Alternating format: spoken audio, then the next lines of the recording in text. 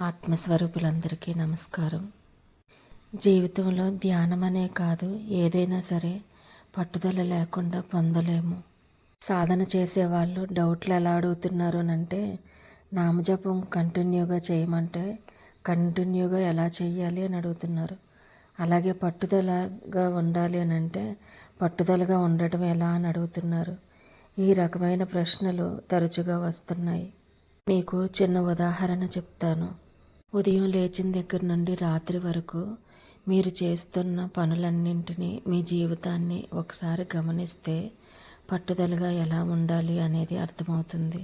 అంటే జ్వరం వచ్చినా, తలనొప్పి వచ్చినా, శరీరం మొత్తం విపరీతంగా నొప్పులతో బాధపడుతున్నా కూడా మగవాళ్ళందరూ ఆఫీసులకు వెళ్తూ ఉంటారు, ఉద్యోగాలు చేస్తూ ఉంటారు. ఆడవాళ్ళు అయితే శరీరం 10% కూడా సహకరించకపోయినా లేచి ఈడ్చుకుంటూ అయినా సరే ఇంటి పనులు అన్నీ చేసి పిల్లలకి, భర్తకి, అత్తమామలకి అందరికీ కూడా అన్నీ వండి సేవలు చేస్తూ ఉంటారు. ఇదంతా ఎందుకు చేస్తున్నారు? మీ కుటుంబం పట్ల, మీ పట్ల ఉన్న బాధ్యత, ప్రేమ. ఎంత బాగోకపోయినా సరే మనం చేసే ప్రతి పని కూడా, ఏ పనిని కూడా వాయిదా అయితే వేస్తాం కానీ చేయటం మానేయం.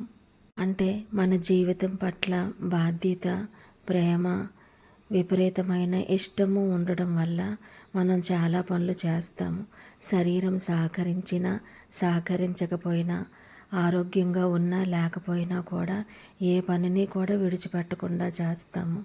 అంత తీవ్రమైన బాధతోటి, నొప్పులతోటి అన్ని పనులు చేస్తున్నాము అంటే దాని వెనకాతల ఎంత ఇష్టము, ప్రేమ ఉంది కదా. అంత పట్టుదల ఉంటేనే ధ్యాన సాధనలోకి రావాలి. ఏ పనైనా సరే పరిపూర్ణమైన ప్రేమ, ఇష్టము తోటి రావాలి. ఒక్కసారి ఆలోచించండి. ప్రతిరోజు కూడా మనం వండుకునే భోజనం దగ్గర నుండి మనం సంపాదించే ప్రతి రూపాయి వెనుక కూడా ఉన్న కష్టం వెనుక మనకి పూర్తి ప్రేమ, ఇష్టము ఉంటుంది. అంత తీవ్రమైన ఇష్టము, కోరిక ధ్యానం పట్ల ఉన్నప్పుడు నువ్వు ఎందుకు పొందలేవు పరమార్థాన్ని? కానీ అంత తీవ్రమైన ప్రయత్నము, ప్రేమ ఇక్కడ ఉండటం లేదు. చాలా మొక్కుబడిగా మాత్రమే ఉంటుంది. అలాగ మొక్కుబడితో చేస్తున్న పని విజయవంతం కాదు.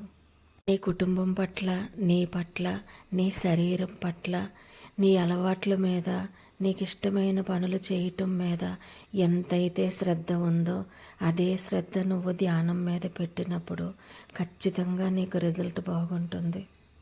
అందుకే రామకృష్ణ పరమహంసని అతని శిష్యుడు దేవుణ్ణి చూపించమన్నప్పుడు తన తలను పట్టుకొని నీటిలోకి ముంచి ఊపిరాడకుండా చేసి అప్పుడు అడుగుతాడు, ఇప్పుడు నువ్వు దేనికోసం ప్రయత్నిస్తున్నావు అని. శ్వాస కోసం ప్రయత్నిస్తున్నాను, పూర్తిగా ప్రయత్నిస్తాడు. అంత తీవ్రమైన పట్టుదల మీకు లేనప్పుడు ఎలా వస్తుంది ధ్యానంలోని ముందుకు వెళ్ళటానికి? భౌతిక జీవితంలోని మనకి ఏదైనా ఒక పని జరగాలన్నా, ఒక కోరిక నెరవేరాలన్నా సరే వెంటనే ఒక ప్లానింగ్ వేసుకుంటాము. మనకిప్పుడు ఆరోగ్యం బాగోలేదు, డబ్బులు లేవు, ఏం చేస్తే ఈ పని ముందుకు వెళ్తుంది, ఎవరి సహాయం తీసుకోవాలి, ఎంతసేపట్లో కంప్లీట్ చేయాలి, ఇలా రకరకాల ఆలోచనలతోటి ఒక ప్లానింగ్ చేసుకొని ఆ పని ఎలాగైనా సరే చెయ్యాలని ప్రయత్నిస్తాము. అంత తీవ్రమైన ప్రయత్నం సాధన పట్ల ఉంటే ఖచ్చితంగా ముందుకెళ్తారు మీరు సాధనలో. విపరీతంగా జ్వరంతో బాధపడుతున్నారనుకోండి, ఇంట్లో ఆడవాళ్ళు ఎవరూ లేరనుకోండి, కనీసం ట్యాబ్లెట్ వేసుకోవటానికైనా ఏమైనా తినాలని మీదకు లెగిసి ఏదో ఒకటి ప్రిపేర్ చేసుకొని ట్యాబ్లెట్ వేసుకుంటాము. ఎందుకు? మన దేహం పట్ల మనకి ప్రేమ, మన పట్ల మనకి ప్రేమ. అంత పట్టుదల, అంత శ్రమ సాధన పట్ల కూడా ఉండాలి.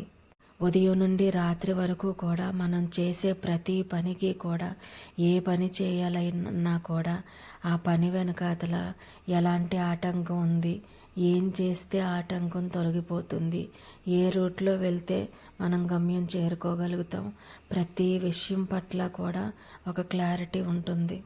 ఈ విషయం వింటున్న వాళ్ళందరూ కూడా లోతుగా గమనించండి. చాలా చిన్న చిన్న పనుల దగ్గర నుండి పెద్ద పెద్ద పనుల వరకు కూడా ఎలాంటి ఆటంకం వస్తున్నా కూడా దానిని ఎలా తొలగించుకోవాలి, ముందుకు ఎలాగెళ్ళాలి. అసలు ఒక 10 కిలోమీటర్ల ప్రయాణం చేసేటప్పుడు కూడా దారిలో ఎక్కడైనా ఏదైనా ఆటంకం వస్తే 10 మందిని పిలిచి ఏ రూట్లో వెళ్తే మనకి సౌకర్యంగా ఉంటుంది అని అనుకుంటాం. ఏ తిండి తింటే మనకి ఆరోగ్యంగా ఉంటుంది అనుకుంటాం. ఏ రకమైన ఎంజాయ్మెంట్ వల్ల మనకి ఆనందం లభిస్తుంది అనుకుంటాం. ఇలాగా మన శరీరం కోసం, మన ఇంట్లో వాళ్ళ కోసం, మన మానసికమైన ఆనందం కోసం ఎన్ని పనులు ఎలా చెయ్యాలి, ఏ ప్లానింగ్లో చెయ్యాలి, ప్రతిదీ కూడా మనల్ని మనం సంతృప్తి పరుచుకోవటానికి మనం ఎంత కృషి చేస్తున్నామో, ఎంత పట్టుదలగా ఉంటున్నామో, అదే పట్టుదల, అదే తపన, అదే శ్రద్ధ సాధన పట్ల ఉందా మీకు? ఉంటే ఎందుకు రాదు సాధన? చిన్న చిన్న పనులు జరగాలంటేనే ఎంతో ఓర్పు సహనం ఉండాలి.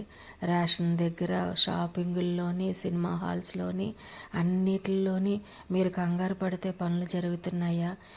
వాడి ఇచ్చే వరకు మీరు వెయిట్ చేయటం లేదా ఓర్పు సహనంతోని? అంత చిన్న విషయాల దగ్గర ఉన్న ఓర్పు సహనం సాధన దగ్గర ఎందుకు ఉండటం లేదు? వీడియో విన్న వెంటనే, కొద్ది రోజులు సాధన చేసిన వెంటనే దొరికేయటానికి ఇది మామూలు విషయమా? ఇక మీరే గమనించుకోండి. ఉదయం నుండి రాత్రి వరకు చేస్తున్న ప్రతి పనిని గమనించుకోండి. ఎంతకాలం పడుతుంది ఒక విషయం మీకు అర్థమవటానికి? ఎంతకాలం పడుతుంది ఒక విషయం నేర్చుకోవటానికి?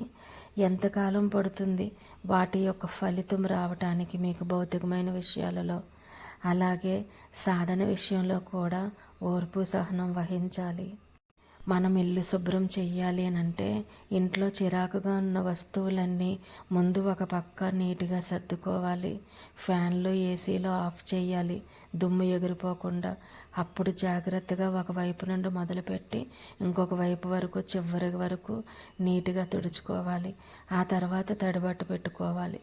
మళ్ళీ ఆ తడబట్టు పెట్టుకునేటప్పుడు కూడా వాసన రాకుండా ఒక రకమైనది, జిగిరిపోవటానికి ఒక రకమైనది వాడతాం. చిన్న 10 నిమిషాలు ఇల్లు క్లీనింగ్ చేసే విషయంలో ఎన్ని జాగ్రత్తలు తీసుకొని ఇల్లుని శుభ్రం చేసుకుంటాం కదా. అలాంటిది అంతరంగాన్ని శుభ్రం చేసే విషయంలో ఎన్ని జాగ్రత్తలు తీసుకోవాలి? ఏం చేస్తే ముందుకు వెళ్తుంది సాధన అనేది? నడుస్తుంటే అడ్డంగా ఉన్న వస్తువుల్ని ముందు తీసి ఒక పక్కన పెట్టాము. దుమ్ము ధూళి ఎగరకుండా ఫ్యాన్లు, ఏసీలు ఆఫ్ చేసాం. తర్వాత ఉన్న చెత్తనంతటిని శుభ్రం చేసాం. ఇంకాస్త శుభ్రం కోసం తడిబట్ట పెట్టుకున్నాం. అంటే మన ఇల్లు శుభ్రంగా ఉండటానికి స్టెప్ బై స్టెప్ ఎన్ని విషయాలు తీసుకున్నాం. అదేవిధంగా అంతరంగాన్ని కూడా శుభ్రం చేసుకోవాలంటే సాధన పట్ల మనం ఎక్కడ ఆగిపోయాము, ఎంత క్రమశిక్షణగా ఉండాలి, ఎంతసేపు చేస్తే మనం ప్రశాంతంగా ఆలోచనలు ఆపుకోగలుగుతున్నాం, అసలు ఈ ఆలోచనలకి కారణం ఏంటి, మన యొక్క అలవాట్లు, అభిరుచులు ఏ విధంగా ఉన్నాయి, మనం ఏ విషయం వెనకాతల మన మనసు ఎక్కువగా పరిగెడుతుంది, అవి న్యాయబద్ధమైనవా కాదా, మనం ఏం చేస్తే ఆలోచనలు తగ్గుతాయి. ఇలా ప్రతిదీ కూడా సూక్ష్మంగా ఆలోచించుకొని దానికి కారణమైన అలవాట్లను గమనించుకొని వాటిని పట్టుదలతోటి మనం త్యజించి మనం ముందుకు సాగితే సాధన కుదురుతుంది. ఆలోచించండి, మీరందరూ కూడా చిన్నపిల్లలు కాదు కదా. ఇంట్లోని, బయట, ఆఫీసుల్లోని ప్రతి చోట కూడా ప్రతి చిన్న విషయాన్ని కూడా జాగ్రత్తగా గమనిస్తున్నారు కదా. మీకు ఎలాంటి ఇబ్బంది లేకుండా, ఆటంకం లేకుండా పట్టుదలతో వాటిని చేస్తున్నారు కదా. అలా సాధన గురించి ఎందుకు ఆలోచించలేకపోతున్నారు? ఏ ఆలోచనల్లో ఇరుక్కుంటున్నాయి? ఆలోచన వెనుకున్న బలహీనత ఏంటి? అతిగా మాట్లాడుతున్నారా? అతిగా తింటున్నారా? అతిగా నిద్రపోతున్నారా? ఏ పనులు చేయటం వల్ల మనకు వస్తుంది? కొంచెం లోతుగా ఆలోచించండి. ఇంకా లోతుల్లోకి వెళ్ళి ఆలోచించండి. మీ సాధనకి ఏమైతే అడ్డుగా ఉన్నాయో, మీ బలహీనతలు ఏవైతే అడ్డుగా ఉన్నాయో వాటిని మీరు మాత్రమే తొలగించుకోగలరు. మార్గం మాత్రమే నిర్దేశిస్తాడు గురువు. ఎలా చెయ్యాలి విధానం చెప్తాడు. కడుపులో బిడ్డ పెరుగుతుంది అని చెప్తారు డాక్టర్స్. అంతేగాని ప్రతి నిమిషం పట్టుకోసి ఆ బిడ్డ ఎలా పెరుగుతున్నాడో మీకు చూపించడం సాధ్యమేనా? పట్టుకొస్తే తల్లి బిడ్డ బ్రతుకుతారా? ఈ సాధన కూడా అంతే. లోపల ఏం జరుగుతుంది, లోతుల్లోకి ఎలా వెళ్ళాలి, అలా వెళ్తే ఎలాగా, ఈ ప్రశ్నలు వేసే ముందు ఒక్కసారి ఆలోచించండి. స్టవ్ మీద పెట్టి అన్నం ఉడకబెట్టేటప్పుడు అది ఉడుకుతుంది అని నమ్మకంతో మూత పెట్టి సిమ్లో పెట్టి మనం వెయిట్ చేస్తాము. ఉడికిన తర్వాత తింటాము. అంతేగాని ప్రతి మెతుకుని చెయ్యి పెట్టి అది ఎలా ఉంది అని గమనిస్తూ ఉంటే ఏమవుతుంది, అన్నిసార్లు కదిపితే. ఇది కూడా అంతే. ఒక పద్ధతిలో క్రమశిక్షణతో పట్టుదలతో ఎలా చేయాలి, ఏం చేయాలి అంతవరకు మాత్రమే గురువు బోధిస్తాడు. మిగిలిందంతా నీ చేతిలోనే ఉంది. ఇక్కడ ఇంకొక విషయం కూడా అడుగుతారు అందరూ, పట్టుదల ఎలా వస్తుంది?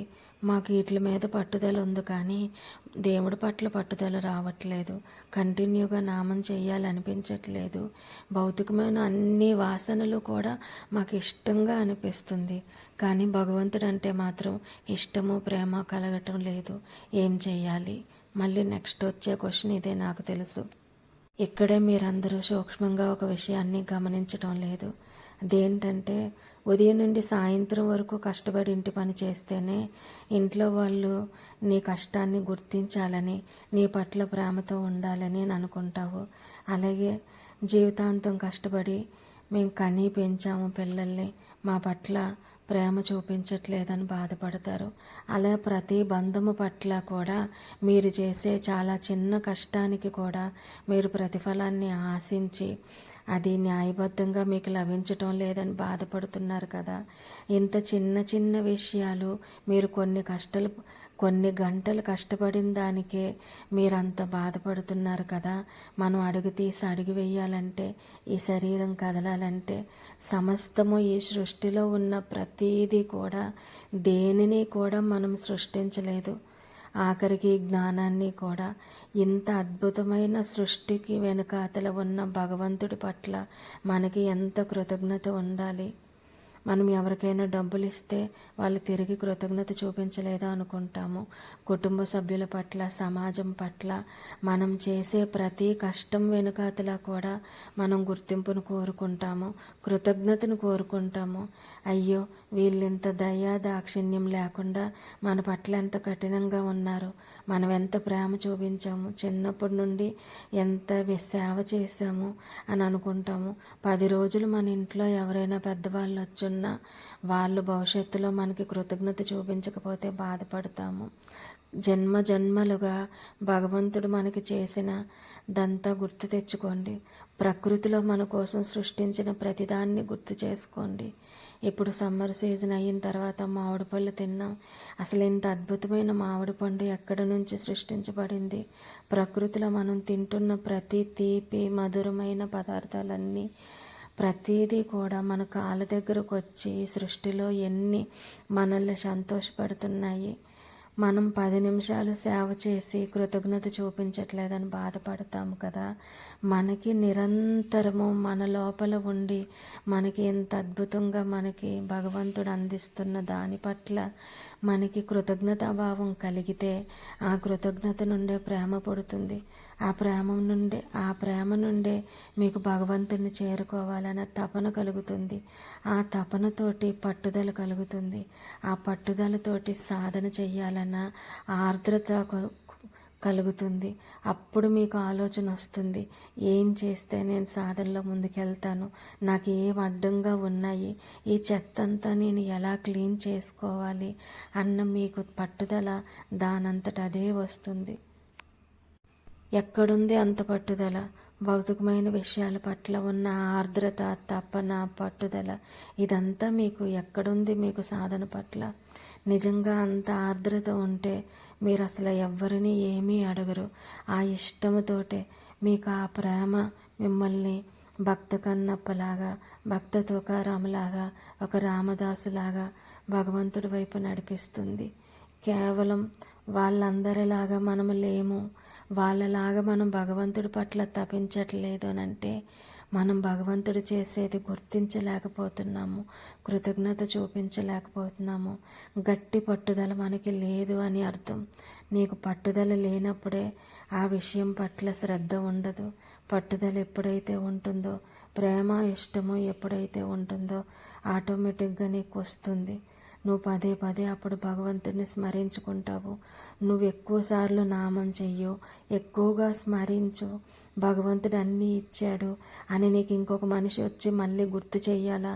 నువ్వు తీసుకుంటున్న ఊపిరి నీకు నిదర్శనం కాదా? నువ్వు నడుస్తున్న ప్రతి చోట నీకు నిదర్శనం లేదా? ఎన్ని విషయాలు నీకు నిదర్శనం కనిపిస్తున్నాయి. ఇదంతా అర్థం కావట్లేదు.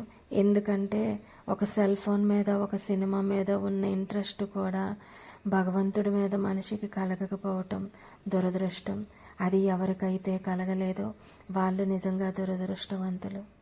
ఇంకా ఇక్కడ ఆశ్చర్యకరమైన విషయం ఏంటంటే, మాకు అలా ఇంట్రెస్ట్ కలగాలని మమ్మల్ని భగవంతుడు ఆశీర్వదించాలి అని కోరుకుంటారు. తిరిగి మళ్ళీ మాకు పట్టుదల, ఇంట్రెస్ట్ కలగాలని భగవంతుడు అనుగ్రహిస్తే గాని భగవంతుడి దగ్గరికి చేరుకోలేమో అంటారు.